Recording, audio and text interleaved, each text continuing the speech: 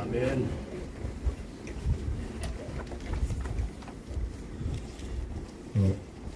2026년 하나님의 새해를 기대하십시오 라는 제목으로 말씀을 전하고자 합니다. 다사다난했던 2025년의 마지막 밤입니다.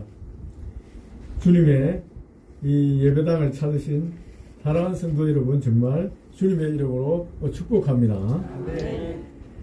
우리는 지금 시간의 매듭을 짓는 자리에 와 있습니다. 지난 2025년을 돌아보면 여러분들은 어떤 기억이 떠오르십니까? 때로는 감당하기 벅찬 기쁨의 순간도 있었겠지만 남들에게 말 못할 실패의 선잔을 마셔야 했던 순간도 있을 것입니다. 그리고 가슴 저린 슬픔의 시간들도 있었을 것입니다. 열심히 달려왔지만 여전히 해결되지 않은 문제들로 인해서 마음이 무거운 분들도 계실 겁니다. 그러나 사랑하는 여러분, 오늘 이 밤은 지나간 모든 시간의 무게를 십자가 앞에 내려놓는 시간입니다. 2025년의 아쉬움과 후회, 아픔은 이제 하나님의 시간 속으로 흘려 보내시기 바랍니다. 하나님은 우리가 과거에 매여 있기를 원하지 않으십니다. 주님은 오늘 우리에게 다가올 2026년이라는 새 도화지를 펼쳐서 보이시면서 소망의 말씀을 선포하십니다. 우리가 앞서 봉독한 이사야서 43장의 말씀은 절망 속에 있던 이스라엘 백성들에게 주신 놀라운 약속입니다. 특히 19절 말씀을 한번 기억해 보십시오. 보라, 내가 새 일을 행하리니 이제 나타낼 것이라. 너희는 그것을 알지 못하겠느냐? 반드시 내가 광야의 길을 사막의 강을 내리라. 이스라엘 백성들은 절망 가운데 있었습니다. 나라를 잃어버리고 바벨론의 포로로 잡혀가서 하루하루 눈물을 보내던, 눈물로 지새우던 그들에게 하나님께서 놀라운 말씀을 주신 것입니다. 보라, 내가 새 일을 행할 것이다. 이제 나타낼 것이다. 내가 광야의 길을, 사막의 강을 낼 것이다. 이제 바벨론에서 다시 사막의 길을 내서 돌리겠다는 말입니다. 이 말씀이 선포될 당시 이스라엘 백성들은 도저히 믿을 수가 없었습니다. 포로 생활의 현실은 척박한 광야 같았고 소망은 메마른 사막 같았기 때문입니다. 어떻게 이 광야에서 길이 나고 사막에서 강이 흐른단 말인가? 그것은 불가능한 일처럼 보였습니다. 하지만 하나님께서 이렇게 말씀하신 이유가 무엇이겠습니까, 여러분? 21절을 말씀을 통해 그 답을 찾을 수가 있습니다. 43장 21절입니다. 이 백성은 내가 나를 위하여 지었나니 나를 찬송하게 하려 함이다. 하나님께서 택하신 백성들이 다시 고향 예루살렘으로 돌아가 예전과 같이 하나님의 영광을 노래하면서 거룩한 예배를 회복하게 하시기 위함이었습니다. 하나님은 당신의 백성이 절망 속에서 주저앉아 있기를 원하지 않으셨습니다. 우리가 믿는 하나님은 결코 거짓말하지 않으시는 분이십니다. 하나님의 말씀은 1.1획도 틀림없이 역사 속에 그대로 이루어졌습니다. 하나님께서는 이사야 45장의 말씀처럼 페르시아의 고레스 왕을 일으키셨습니다. 함께 한번 예언의 말씀을 한번 보겠습니다. 이사야서 45장 1절에서 3절 말씀입니다. 여호와께서 그의 기름 부음을 받은 고레스에게 이같이 말씀하시되 내가 그의 오른손을 붙들고 그 앞에 열국을 항복하게 하며 왕들의 허리를 풀어 그 앞에 문들을 열고 성문들이 닫히지 못하게 하리라. 내가 내 앞서 가서 험한 곳을 평탄하게 하며 논문을 깨뜨리며 새빗장을 꺾고 내게 흑암 중에 보아와 은밀한 곳에 숨은 재물을 주어 내 이름을 부르는 자가 나 여호와 이스라엘 하나님인 줄 내가 알게 하리라. 이 고레스는 역사적으로 키루스 2세입니다. 페르시아의 이 초대 제국의 황제라고 할 수 있습니다. 이 70년 전에 60년 전에 거의 이사야 시대에 한참 전에 예언을 했던 거예요. 이 고레스라는 사람이 일어나서 이 이스라엘의 이 빗장물을 깨부수고 구원해 줄 것이라고 예언한 것입니다. 하나님이 고레스를 기름 부은 자로 세우셨습니다. 이 바벨론의 경관 높분을 부수고 쇠빗장을 꺾겠다고 하셨습니다. 세상은 이 고레스의 힘이라고 여겼을지 모르겠습니다. 이 고레스라는 사람 대단하구나 라고 생각할지 모릅니다. 그러나 실상은 하나님께서 그의 오른손을 붙드시고 앞서 가셔서 평탄하게 하신 결과입니다. 하나님이 함께 하셨어요. 이 고레스가 바벨론 제국을 무너뜨릴 때 이 피 한 방울 거의 흘리지 않고 그냥 바로 무혈에 입성했습니다. 내부에 반란이 일어나서 바벨론 문을 확 열어 제꼈던 것입니다. 그냥 무혈로 들어간 거예요. 하나님께서 도와주신 것입니다. 이스라엘 백성은 결국 기원전 539년 이 키루스 2세 고레스의 칙령에 의해서 이 고향으로 돌아가게 되었습니다. 이제 바벨론은 무너졌고 페르시아 황제 고레스가 식민지 백성들에게 고향으로 돌아가라고 명령한 것입니다. 그래서 이스라엘 민족들도 예루살렘으로 돌아가게 된 것입니다. 그들은 하나님의 세일을 눈으로 목격했습니다. 그뿐만 아닙니다. 기욱한 이스라엘 백성들, 스룹바벨 총독과 선지자 학계 스가랴를 통해서 무너졌던 성전을 다시 세우셨습니다. 하나님은 스룹바벨에게 이렇게 약속하셨습니다. 학계서 2장 23절입니다. 만군의 여호와가 말하노라. 스알디엘의 아들 내 종 스룹바벨아, 여호와가 말하노라. 그날에 내가 너를 취하고 너를 인장으로 삼으리니 이는 내가 너를 택하였습니다. 만군의 여호와의 말이니라. 이 약속, 하나님 인장만지로 택하고 이 하나님의 나라의 이 구원자 하나님 일어날 것이라는 예언과 똑같은 것입니다. 스룹바벨의 이 약속은 결국은 500년의 시간을 뚫고 마태복음 1장에 이 스룹바벨, 스알디엘 아들 스룹바벨을 자손으로 예수 그리스도가 오신 것입니다. 사랑하는 성도 여러분, 우리는 여기서 중요한 진리를 발견합니다. 고레스를 통한 바벨론의 해방이나 스룹바벨을 통한 성전 재건이나 이 모든 구약의 회복이 그림자였다면 예수 그리스도는 그 실체란 사실입니다. 하나님의 약속은 단순히 정치적인 해방이나 건물의 복구에 그치지 않았습니다. 예수 그리스도께서는 십자가에서 죽음의 권세를 깨뜨리시고 어둠의 주관자들을 물리치심으로 진정한 영원한 새 일을 완성하신 것입니다. 하나님은 역사의 큰 물줄기만 바꾸시는 분이 아닙니다, 여러분. 이 세상 역사만 주관하는 그런 분이 아니라는 거예요. 오늘 나의 죽어가는 현실, 무너진 관계, 메마른 영혼도 하나님께서 바꾸신다는 것입니다. 국가의 회복을 이루신 하나님은 동시에 한 사람 한 사람 인생에도 깊은 관심을 가지고 계십니다. 바로 이것을 보여주는 놀라운 사건이 있습니다. 예수님께서 베다니의 나사로를 찾아가셨을 때를 한번 생각해 보면 좋겠습니다.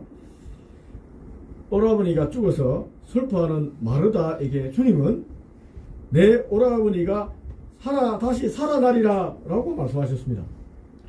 마르다는 이 말을 먼 훗날 마지막 때에 일어날 막연한 미래로 생각했습니다. 그러나 예수님께서 단호하게 말씀하셨습니다. 요한복음 11장 25절 26절입니다. 예수께서 이르시되 나는 부활이요 생명이니 나를 믿는 자는 죽어도 살겠고 무릇 살아서 나를 믿는 자는 영원히 죽지 아니하리니 이것을 내가 믿느냐? 이 말씀을 하시고 주님께서는 나사로가 묻혀있는 무덤을 향해서 나사로야 나오라고 외쳤습니다. 그 순간 죽음은 생명으로 바뀌었습니다. 요한복음 11장 43절 44절 말씀입니다.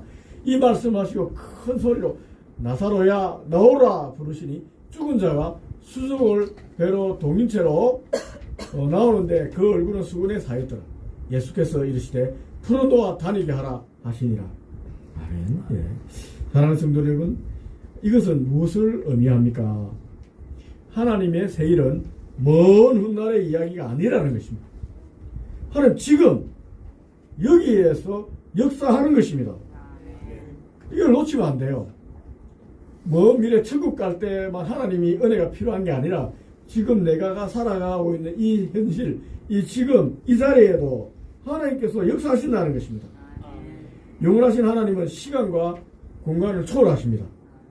갈보리 십자가에서 승리하신 예수님, 창조주 성부 하나님, 그리고 지금 우리 안에 계시는 보혜사 성령님은 동일한 능력으로 우리가 함께 하시는 것입니다.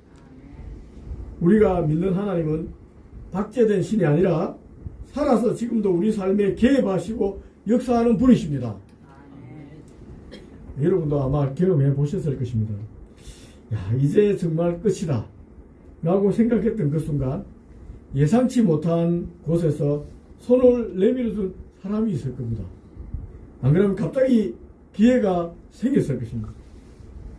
또 마음에 그 어려운 상황 속에서도 평안이 몰려온 경험이 있을 것입니다.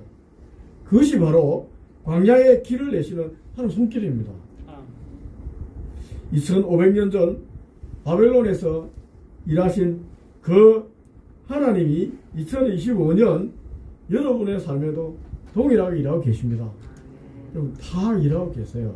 우리가 느끼지 못하지만 하나님께서 우리를 변화시키고 교회를 변화시키고 하나님 뜻을 이루기 위해서 지금 역사하시는 것입니다. 그런데 왜 우리는 하나님의 이 새해를 기대하지 못하는 걸까요? 왜 기대가 사라졌습니까? 왜 우리의 마음은 냉랭합니까? 혹시 마르다처럼 하나님의 능력을 먼 미래에 일어날 일로 그냥 미루어두고 있지 않습니까? 아니면 습관적인 신앙생활에 젖어서 오늘 내 삶에 기적이 일어날 것이라는 기대감을 잃어버린 것은 아닐까요, 여러분? 하나님의 새해를 기대하지 않는 사람은 여러분 기도하지 않습니다. 여러분이 하나님의 새해를 기대하고 있는가 한번 생각해 보세요. 기도하고 있느냐 보면 압니다. 기도하더라도 간절함이 없습니다. 야고보 사도는 이렇게 경고했습니다. 야고보서 1장 6절에서 8절입니다. 오직 믿음으로 구하고 조금도 의심하지 말라. 의심하는 자는 마치 바람에 밀려 요동하는 바다 물결 같으니 이런 사람은 무엇이든지 죽게 없기를 생각하지 말라. 두 마음을 품어 모든 일에 정함이 없는 자로다. 2026년 맞이하는 지금 우리의 예배가 회복되어야 되겠습니다. 두렵고 떨림으로 살아계신 하나님을 경외하십시오. 십자가 보혈로 우리의 묵은 죄와 부정적인 생각을 좀 씻어내기 바랍니다. 하나님은 기대하는 자에게, 사모하는 자에게 새 일을 행하십니다. 하나님은 늘 새 일을 행하세요. 하나님한테 붙어 있으면 늘 새롭고 또 우리가 기대하지 못한 놀라운 일이 항상 일어납니다. 말씀을 정리하고자 합니다. 사랑하는 성도 여러분, 이제 2025년이 이제 과거가 되었습니다. 이제 지나갔습니다. 12시 2분입니다. 이제 과거가 됐습니다. 작년의 실패와 슬픔, 아쉬움은 모두 십자가 뒤로 좀 던져버리기 바랍니다. 그리고 다가오는 2026년 내 인생에 행하실 하나님의 크고 놀라운 새해를 한번 기대하십시오. 아멘. 하나님께 기대하는 겁니다. 사람이 기대하는 게 아닙니다. 아멘. 하나님께 기대하십시오. 광야의 길을 내시고 사막의 강을 내시는 하나님이 여러분들의 아버지 되십니다. 아멘.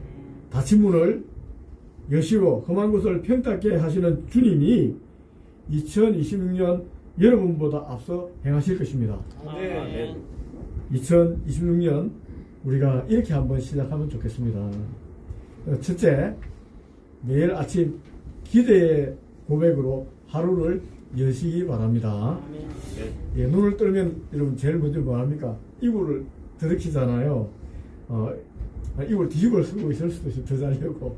여러분 눈을 뜨면 이불 속에서라도 이렇게 고백하면 좋겠습니다.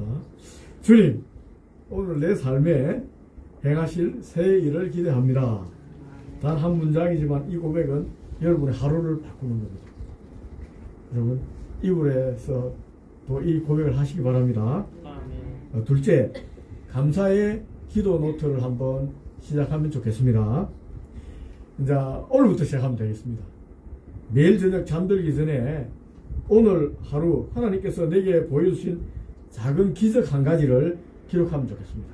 감사 제목 하나 기록하면 좋겠습니다.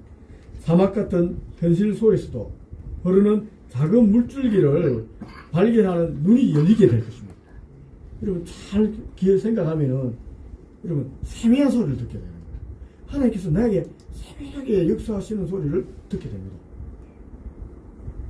민감해지는 거예요. 매일같이 감사 기도 노트 적으면 12월 31일이 되면은 여러분 2026년 12월 36일이 되면은 31일이 되면은 여러분 365개의 하나님의 세일을 목격한 증인이 되어 있을 것입니다.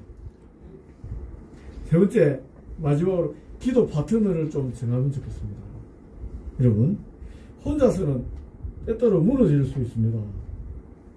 저도 여러분 기도할 때 잘 안 됩니다.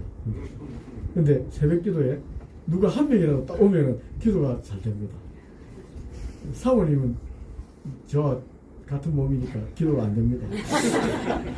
그러나 다른 분이 한 명이 성경하고 왔다 이러면 기도가 됩니다. 저도.